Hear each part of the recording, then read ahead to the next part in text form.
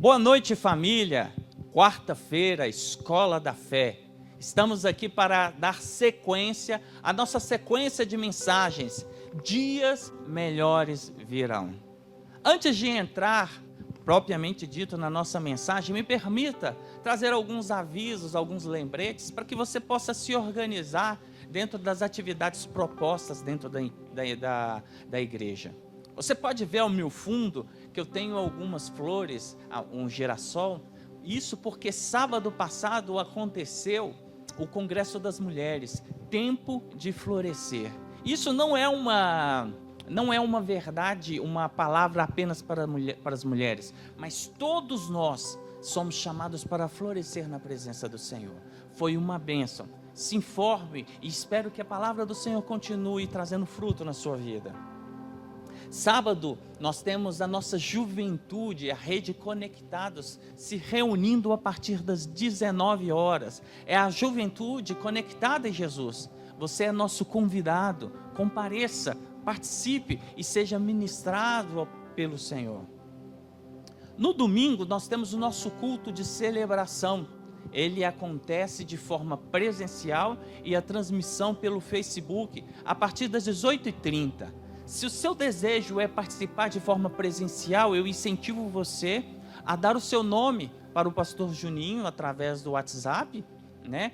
Para que você possa participar da lista, porque as reuniões presenciais estão limitadas a 50 pessoas. Então não fique de fora. A lista fecha muito rápido, então dê o seu nome para que você possa participar.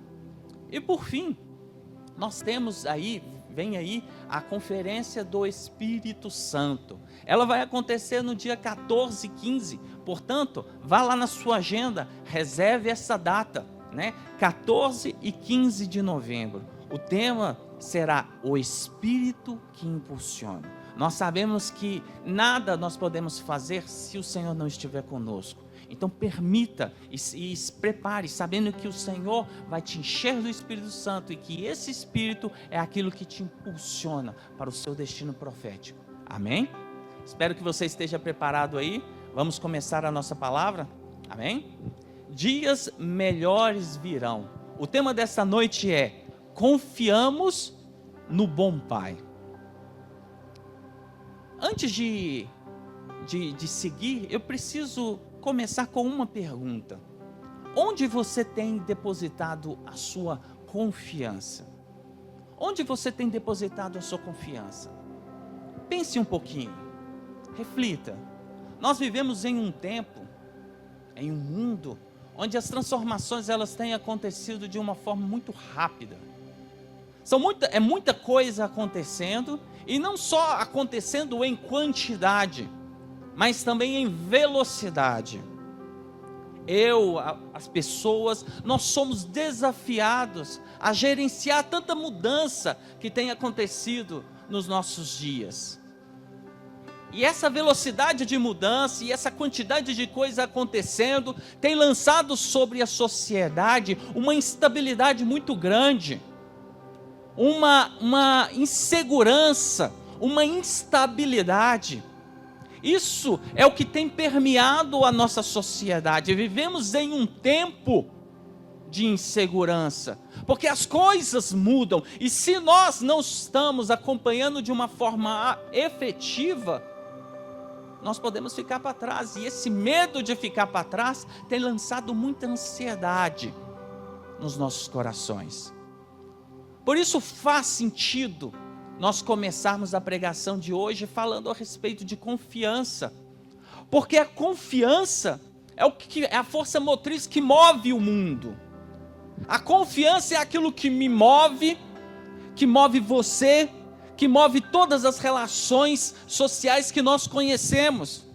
Quando nós falamos de um país, da economia de um país, nós vemos que a economia ela se desenvolve, a economia ela avança em um ambiente de confiança. Investimentos são realizados, empréstimos são realizados, existe uma ideia e um sentimento de crescimento quando a palavra de ordem é confiança. Mas quando falta a confiança, quando vivemos em um ambiente de desconfiança, os investimentos são cancelados, empréstimos não são realizados, ou seja, acontece um período de estagnação. Quando nós saímos de casa por quê? Porque nós temos a confiança de que nós vamos voltar para casa. Ninguém sairia de casa se não soubesse que não iria voltar. Se você vai fazer uma viagem, dirigindo o seu carro, você faz essa viagem sabendo, confiando que o seu carro vai funcionar bem mecanicamente e vai levar você até o seu destino. Ninguém faz uma viagem dirigindo o seu carro se acredita que esse carro vai te deixar no meio do caminho. Se você vai viajar como passageiro, você não faz essa viagem com um motorista que você não confia. Por isso, faz muito sentido nós começarmos a refletir nessa noite sobre confiança. Nós vivemos em um ambiente de muitas escolhas, de muitas possibilidades. Então, o problema da escolha não é algo novo, é algo que já tem muito tempo, e já é desde o tempo bíblico. Olha o que o salmista falava em Salmos, capítulo 20, versículos 7 e 8. Uns confiam em carros e outros em cavalos, mas nós faremos menção do nome do Senhor nosso Deus. E olha só, o salmista ele segue dizendo, falando a respeito da consequência dessas escolhas. Uns encurvam-se e caem, mas nós nos levantamos e estamos de pé. O que eu aprendo com esse versículo? O que eu aprendo com essa passagem? O que o salmista nos ensina? É que escolha é algo de suma importância. Dependendo daquilo que você confia, ou onde você deposita a sua confiança, você pode ou não estar de pé no dia de amanhã.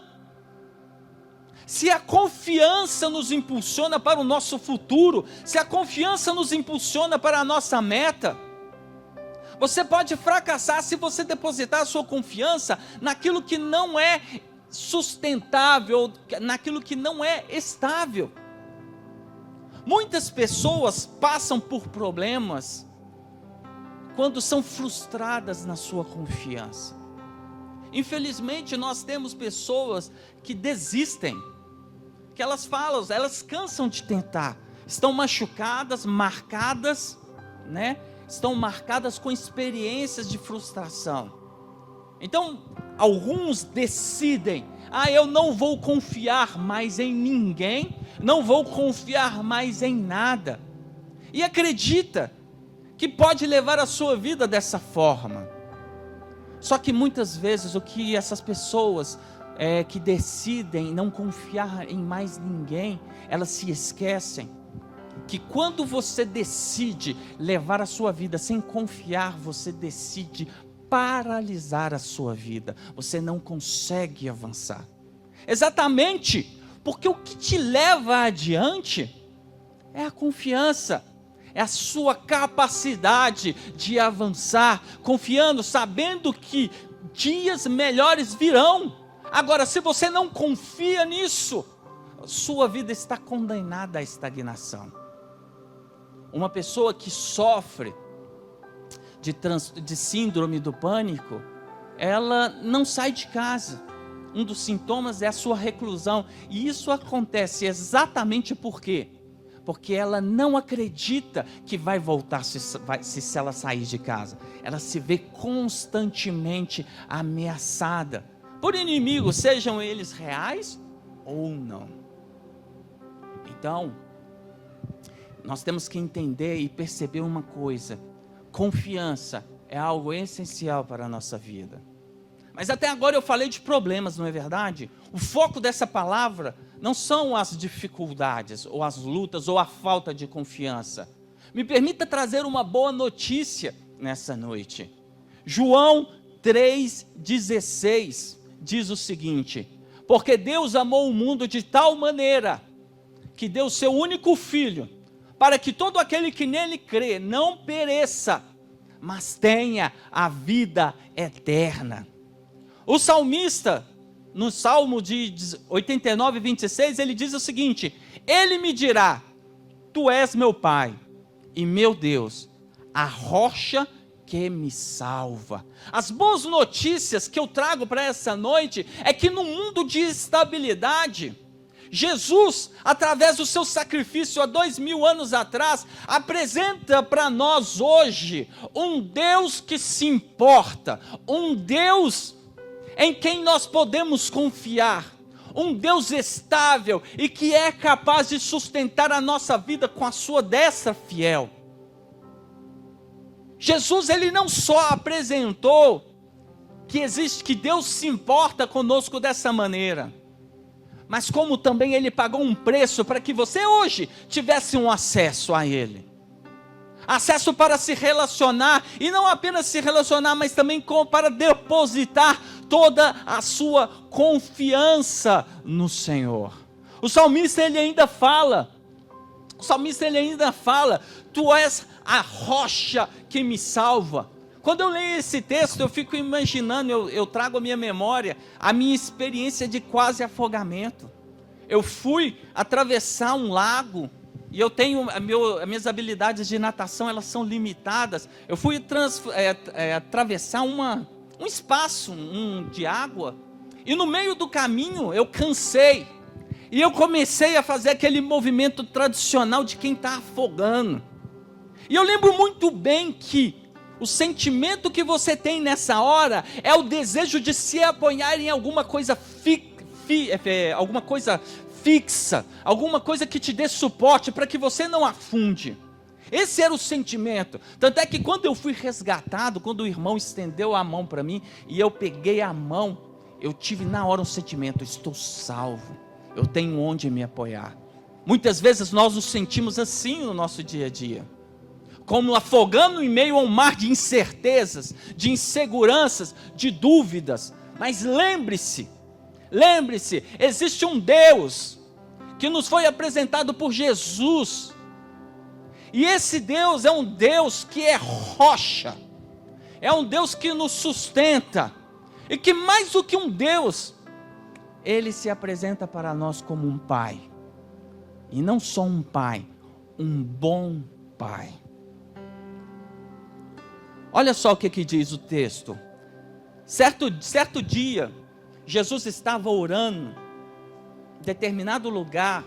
Tendo terminado, um dos seus discípulos lhe disse: Senhor, ensina-nos a orar, como João ensinou aos seus discípulos.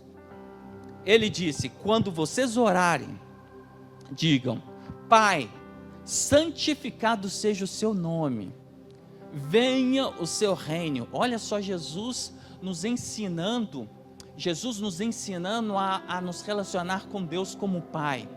Venha o teu reino, ou seja, o Senhor é o Rei. Dá-nos cada dia o nosso pão cotidiano. Perdoa os nossos pecados, pois também temos perdoado a todos os que nos devem. E não nos deixe cair em tentação. Isso está escrito em Lucas 1, versículo de 1 a 4. Esse aqui é o trecho da oração do Pai Nosso, não é verdade? Onde Deus ele fala o seguinte: os seus discípulos chegaram-se a Ele, tinham um desejo de se relacionar com Deus, da mesma maneira que presenciavam Jesus se relacionando com Deus. Eles falavam: Senhor, nos ensina para que nós possamos nos relacionar dessa mesma forma. Confiar em Deus, que Deus é um bom Pai, transforma a vida. Quando você confia em Deus como um bom Pai, essa confiança protege o seu coração da orfandade espiritual. O que isso quer dizer? Orfandade espiritual.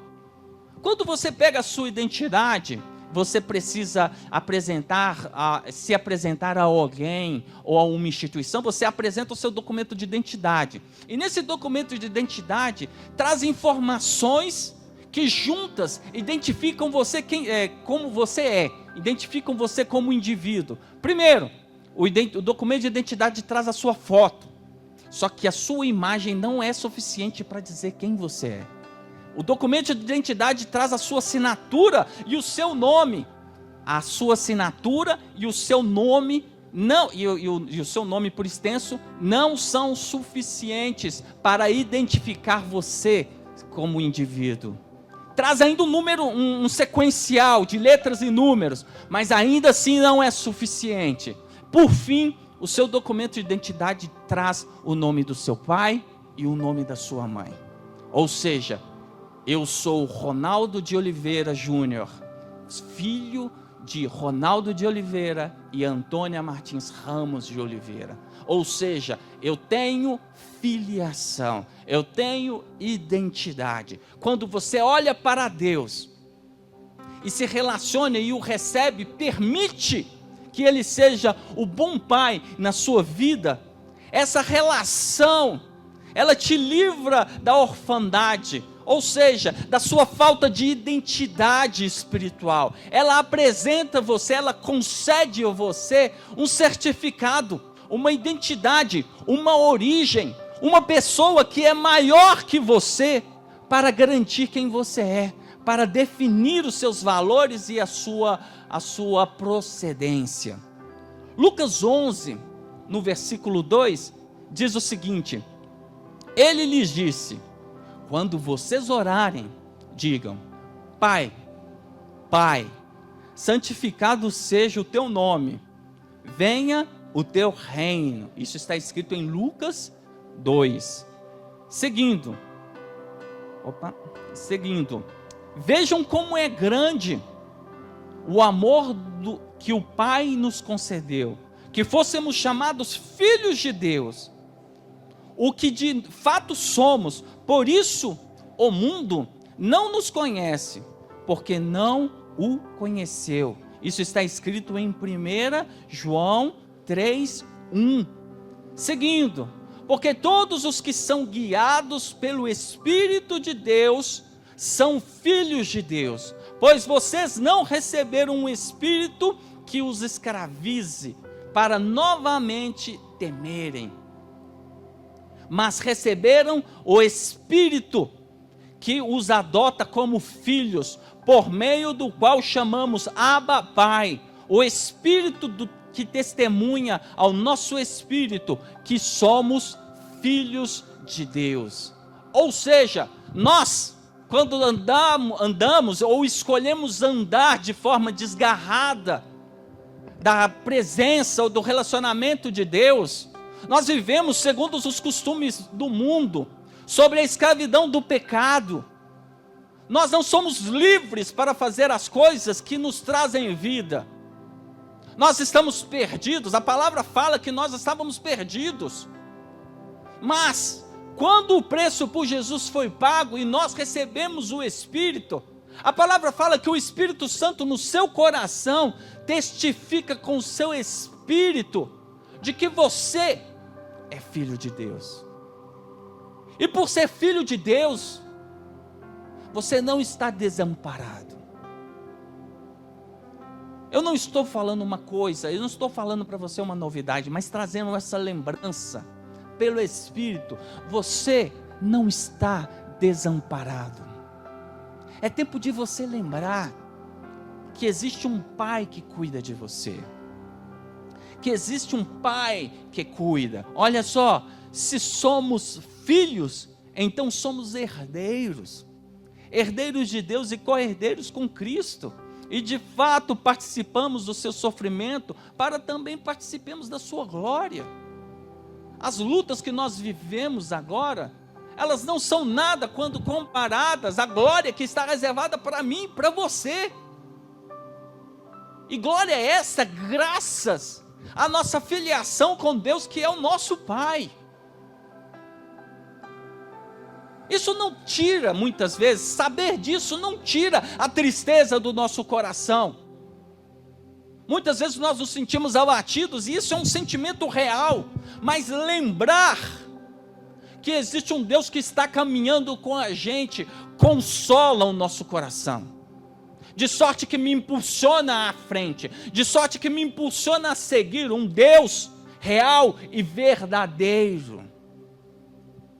Por isso, lembre-se, você não está sozinho, você é filho de Deus, herdeiro de Deus e co-herdeiro de Cristo. Aleluias. 2. Saber que Deus é o nosso bom Pai e confiar nesse Deus é abrir as portas para experimentar sua provisão em todas as circunstâncias. Em todas as circunstâncias. As lutas, saber que Deus está com você muda a perspectiva com a qual você encara a luta. A luta não é algo que vem na sua vida para te destruir, mas a luta ela vem para gerar em você a oportunidade de uma experiência com o Senhor, para gerar em você a oportunidade de ter o seu coração transformado, para aperfeiçoar o seu relacionamento com o Senhor. Lucas 11:3 fala o seguinte: dá-nos cada dia o nosso pão cotidiano. Olha só, provem e vejam como o Senhor é bom, como é feliz o homem que nele se refugia. Temam o Senhor, vocês que são os santos, pois nada falta aos que temem.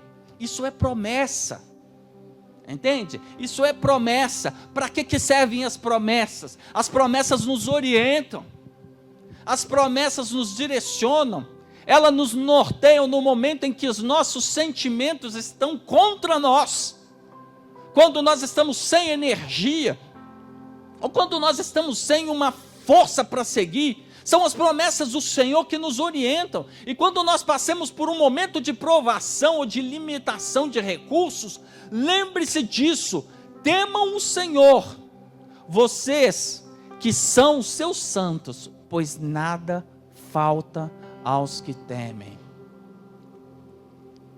Então a chave que te dá acesso a essa provisão é o seu temor ao Senhor. Aleluias. Salmos 34, de 8 a 10 diz o seguinte: os leões podem passar necessidade e fome, mas os que buscam o Senhor de nada têm falta.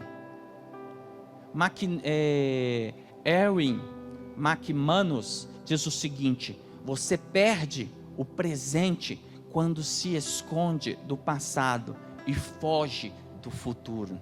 O que ele está querendo dizer?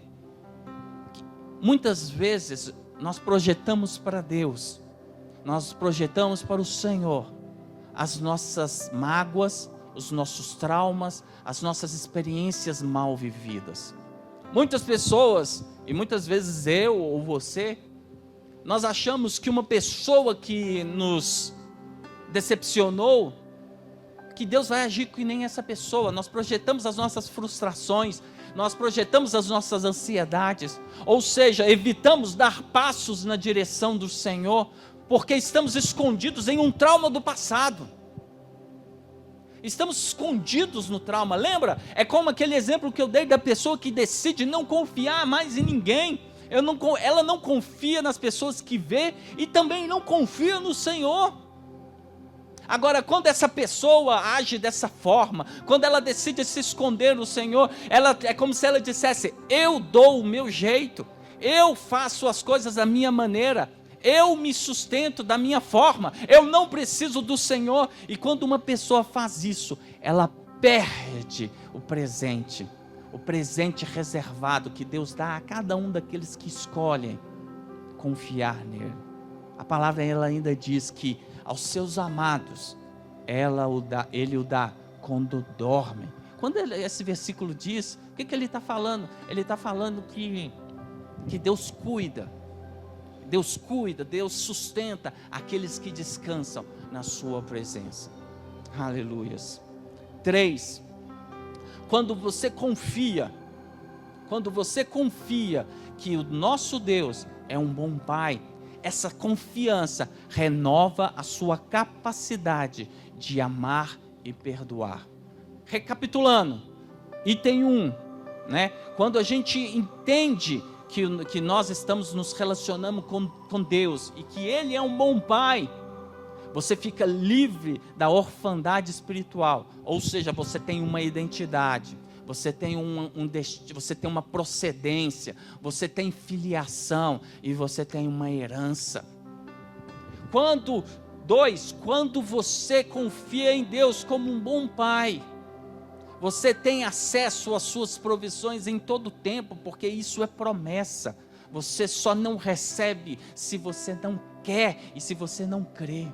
E por fim, confiar em Deus como um bom pai renova a sua capacidade de amar e perdoar. E por que isso? Porque quanto mais nós nos relacionamos com Deus, mais nos parecemos com Ele. E uma das características mais fortes do Senhor é que Deus é amor, e Deus é misericordioso. A palavra diz que Deus, ele é tardio em irar-se, né? Ele é rápido em perdoar e tardio em irar-se. Ou seja, é um Deus que é inclinado ao perdão, é um Deus que é inclinado ao amor.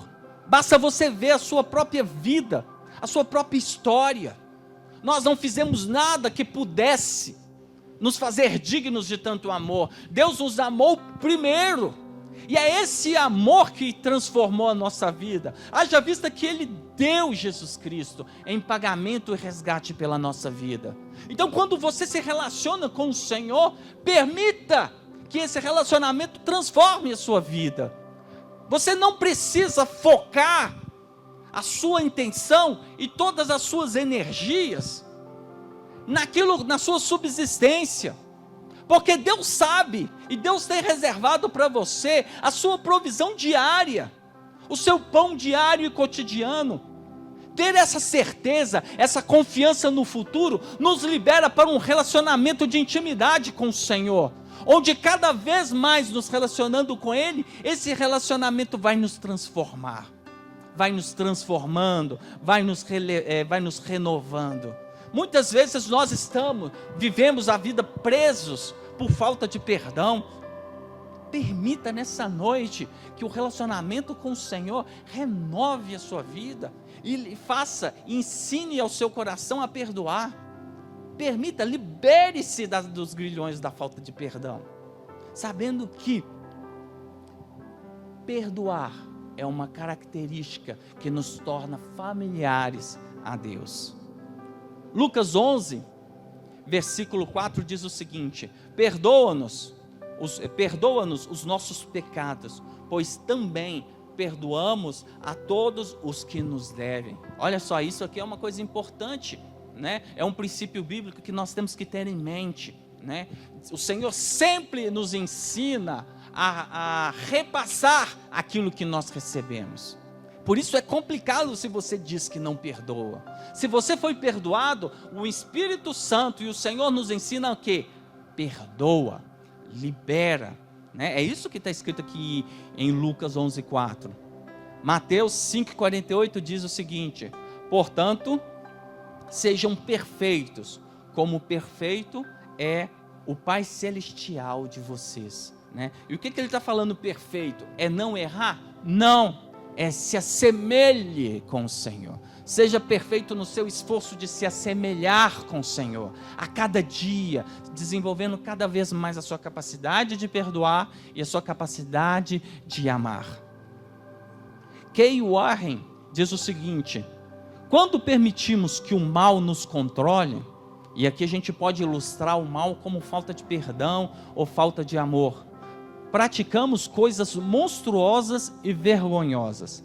Quando permitimos que o Espírito Santo tome o controle, podemos amar até o sacrifício, além de nossa capacidade.